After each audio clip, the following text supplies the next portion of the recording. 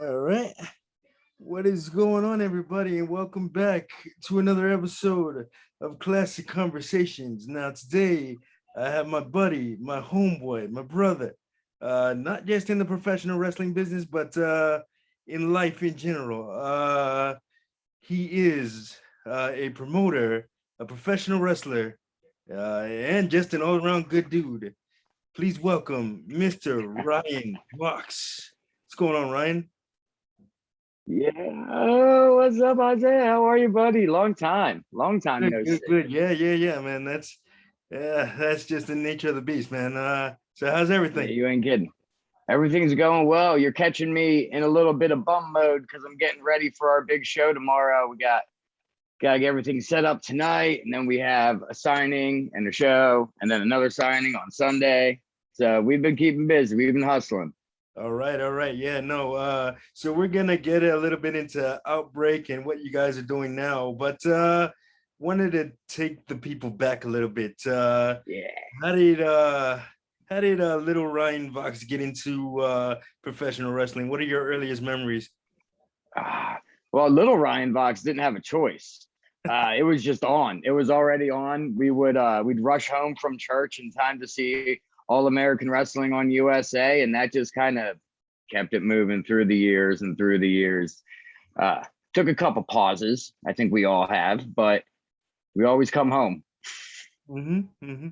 So, Yeah. what were your who were your influences growing up in the professional wrestling business?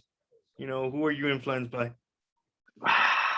See, it's weird. It's weird because growing up, I didn't really think I ever had a chance to be a pro wrestler, being so small. So I would just say like guys like Sting and Brian Pillman, Barry Windham, Brad Armstrong, Owen Hart, Dustin Rhodes. Like those are all the guys that I watched, and I really, really got into it. I guess later they became influences once I actually got my butt in the ring.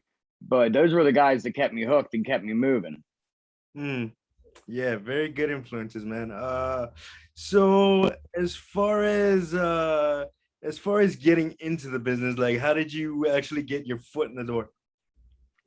Well, that came because I was in a band, as you probably remember from our Twitter World Order days, Right. and and we were coming out with a new record, and I wanted a way to promote it, and I stumbled upon a SmackDown one night and realized that they were using Union Underground and Alter Bridge and all these other bands that were kind of like my band. So I said, hey, why don't I reach out? And I got on MySpace and contacted every wrestler I could think of.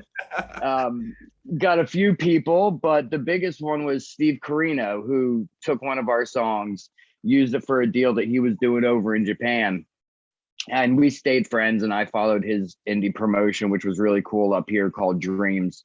And one day the band just kind of wasn't anymore, and I didn't want to do music anymore. And I figured, hey, maybe I could be a pro wrestling manager. And I called up Steve and I said, where'd you train? He said, give me a minute. And then the next day I showed up at the dungeon in Blandon, PA, and never ever looked back. Oh man, that's a hell of a story, man. I mean, everybody that's been in this crazy line of work has one hell of a story, and that certainly is one hell of a story. Shout out to Steve Carino, by the way, one of my. Yeah. Uh, so what? Let me see. Let's see. As far as your gimmick, how did you come up with the Livewire gimmick? Well, Livewire was just growing and growing into a gimmick. When I started, I was just regular Ryan Vox in some black tights and silver boots, and that was it. And there was a promotion in Delaware where I became Rockstar Ryan Vox and started adding more of that flair into it. And I met a tag team in a company called Valor in Pennsylvania called the Motley Two. And, we had a similar kind of vibe going on. I said, hey guys, if you ever want to do a 6-man, just, hit me up. I'll be live wire. It'll be a real good time. And coincidentally, not too long after that, one of the members, Feel Good, broke his ankle in a battle royal in West Virginia. They Hmm. had a whole lot scheduled So they hit me up and said, "Were you serious about the live? Is that what we need to do?" And off that took, and I became Livewire, and it lasted for the rest of my in-ring career, probably a good 3 years, 4 years. Nice. So, like after you, what made you decide to like walk away from the in-ring aspect of it? As far as like, yeah, what made you decide to walk away from the in-ring aspect of the business? After 3 or 4 years, maybe. Well, actually, it was kind of always my intentions. I was going to a lot of indie shows before I started wrestling, and we were in the Twitter world order, and we would sit on there and we would talk and we would chat, and sometimes we would bitch and we would complain, and we didn't like this and we didn't like that. And I'm not the kind of person that likes to sit around and bitch. I want to do something about it. Right. So that was also part of what pushed me into pro wrestling, because I knew that I wanted to at least help with booking a company or something, being in creative, so that I could get my ideas out there. I figured it would take 10, 15 years of work with my boots on before someone handed me a book, but it ended up only taking about 5. Yeah. And so we took it from there. Yeah, for me, for those of you who don't know, I don't mention this a lot, but I also am a pro wrestler. I've been in the wrestling business, and it's kind of like I have that philosophy where if I don't want to watch it as a fan, I don't want to see it. I won't put it out as a promoter. That's kind of one of the best advice given to me in the business. Like, if you don't want to see it as a fan, then don't put it out as a promoter, because I kind of liken it to being a chef. If you're not gonna eat the food, so don't serve it to other people. You understand? All right, still there. Sorry, you muted for a second. I was getting a phone call. No, that's okay, man. Okay, there you are. Cool. No, I'm saying one of the best advices that was ever given to me in the business is, if I don't want to see it as a fan, I'm not gonna put it out as a promoter. Yeah, absolutely That not. aspect. And I kind of likened it to being a chef. If I'm not gonna eat the food There you go. no, I'm not gonna eat the food, then I'm not gonna serve it to other people. Yeah. That's some free advice for you kids trying to get in the wrestling business. What do you call it? Yeah. So tell us a little bit about Outbreak Wrestling. How did that all start? Well, Outbreak started when I was wrestling for a company called AXW, and their booker and the owners got into a little bit of a dispute, and the booker went his own way. And they walked up to me while I was helping sweep up at the end of the night and asked if I wanted to be on creative team. And sure, why not? Mm-hmm. So I joined the creative team, took myself off the roster immediately because I wanted to focus, and I didn't want, to be the guy that was putting myself there you go. Good positions and stuff. You know what I mean? Absolutely. So I took myself off the roster, started just kneeling on the creative, and I ended up pretty much just taking over a majority of the creative. And we started Outbreak to kind of be like the NXT to AXW, where we would run smaller arenas, and I would get to work with younger talent and mold them up so that when we got to the bigger shows at the Hamburg Fieldhouse, they'd be ready for the huger crowd. And there was another dispute between the one owner, myself, and current co-owner Jared, and the one decided to walk away for a little bit, and then he moved completely like 6-7 states away. So it didn't make much sense to continue AXW without him. And we just forged along with Outbreak and made that the main thing. And now we do Outbreak at the Hamburg Fieldhouse. And we have our own little NXT that we call Outbreak Quarantine, where the younger wrestlers get their chance to get ring time and get matches and get reps in. It's working out really interestingly, but it's a good time. Yep. Professional wrestling is all about reps. You don't get that in-ring time, man, you're not going to be ready. So That's the same with me. If I can't keep booking shows, the shows are gonna suffer. You gotta stay sharp. yep, and it is a hell of a time to be alive, to be a wrestling fan these days, man. You ain't kidding. I'm loving every single minute of it. But let's jump into family life a little bit. Like take us back.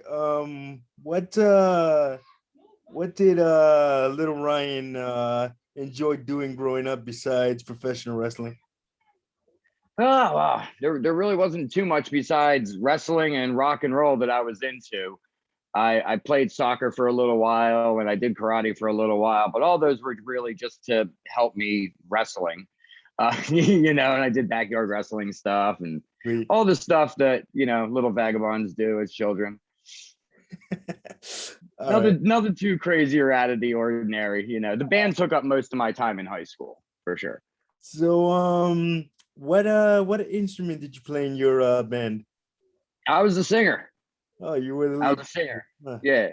Usually, occasionally I would play bass as well, but mostly I was a singer. Is there anything that you are that you listen to besides rock? I know. No, you just rock. Just listening to rock. I listen to everything, man. I listen to everything. Everything. I love it. I love music. It's great. Yeah, music is very soothing. Let's see. Uh if you can give your younger self one piece of advice, what would it be? Uh do what you want. Like I spent a whole lot of time not doing what I want and doing what other people wanted me to do. And that's how I didn't end up wrestling until I was 32 years old. I wanted to get into it when I turned 18 and everyone told me it was a bad idea. Don't do it. Don't do it. As Who we knows what would all have happened? as we all hear when we're trying to get into this. What do you call it? Okay, so right now I want to play a little game with you, man. Okay, so let's do a little game called this or that. All right, I'm gonna give you some scenarios and you gonna tell me what you prefer, this or that. All So right. we're gonna make it like wrestling oriented. So Sting or Lex Luger. Sting. uh Lex is a turncoat, dog. uh okay. The Four Horsemen or the Midnight Express. Ow. That's tight. Horseman. Um, let's see. You've never wrestled in any of these places before, but if you had a preference, uh, Madison Square Garden or the Rosemont Horizon. Probably MSG. Got to be MSG. Damn Closer. right. Be a shorter drive.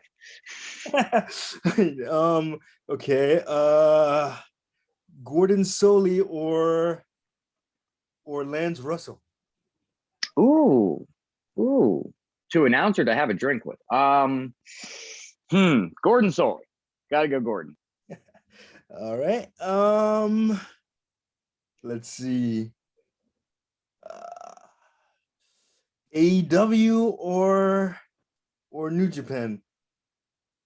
Oh, that's not fair. AEW I don't really get a chance to watch much New Japan. I don't have that streaming service and it's not on my television anywhere. I really miss when they had their weekly show. I would watch that constantly.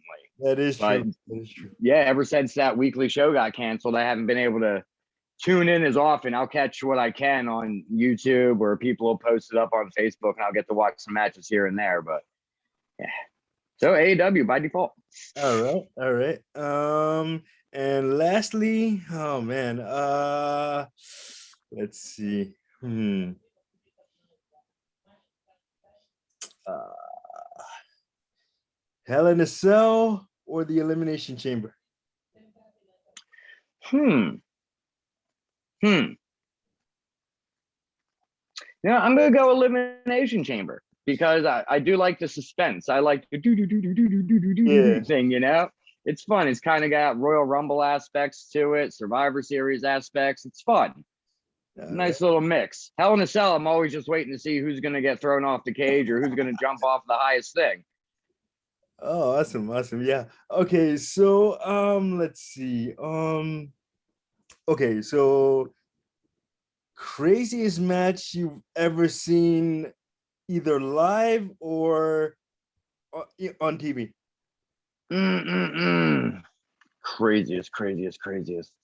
I don't know if it would necessarily be craziest, but the best match I ever attended live was Gargano and Andrade when they did NXT Philly. Oh man, you That know, match, yeah. yo, Oh, man. Yeah, that match was off the chain. That's probably my favorite match I've ever seen live. So good. So good. yeah, definitely a classic. Let's see. Craziest thing that ever happened to you in the ring. Oh, craziest thing. I was in a match, a tag match. We were working an NWA affiliate before they all went away when Billy Corgan bought them. So it was a little bit before that. Uh, And my tag partner had gotten hit. We were working the IndyCard Mafia, and Eric hit my partner with a fisherman suplex. And I jumped in to hit him with like a cross body to break it up.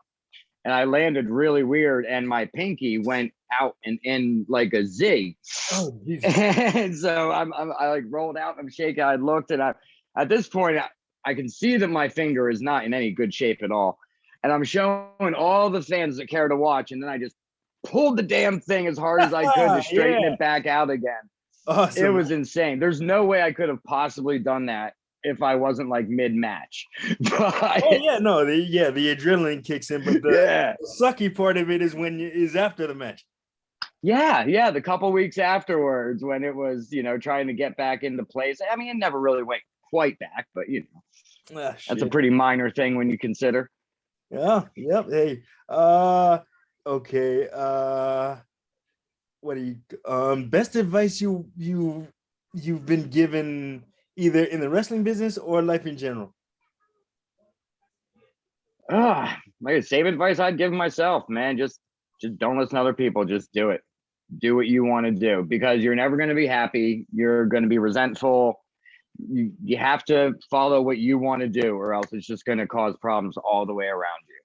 And hey, even if we don't make it or we become millionaires, at least we're happy. Oh no, You yeah. know.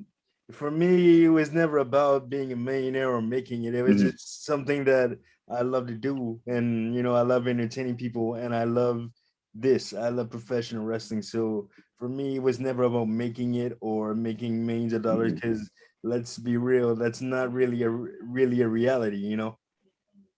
Happens to very few No, people. not very much. I got about as much chance of that as I do of getting signed by the NBA. So I don't Exactly. see either one happening, but I might be able to write a chapter for this big story called pro wrestling. Oh yeah, absolutely, man. Okay, so if okay, let's keep with that theme a little bit. What advice would you give somebody that's trying to get into the business or is just starting out? Uh, Train very, very well and then train more. Um, Worry less about what moves you can do and worry more about what moves you can take. And then get in the car and find some buddies, maybe do that in reverse order. Find buddies, get in the car, and just drive, go everywhere you possibly can, wrestle as many different people as you can, and learn more and more as you go along. But I tell you, knowing how to take an F5 got me pretty paid my first year. So just Seriously. know how to take some moves. Yeah, man. So okay, so I don't want to keep you too long. Last question before we wrap up. Is there anything that I know we touched on it a little bit earlier, but anything you want to plug away, man? Just check out Outbreak Wrestling. We're probably hitting it just a little bit too late for you guys to join us tomorrow at the Hamburg Fieldhouse, but we will have shows going all through 2022. Our footage will be up on IWTV very soon. In the meantime, you can see me and my partners. We also operate Legends of Hamburg. It's a fan fest convention style thing, and we've been branching out. We're going all over the place. One of us will be tomorrow in Jersey at the Collector's Corner, their brand new collectibles store. We're really excited for them. And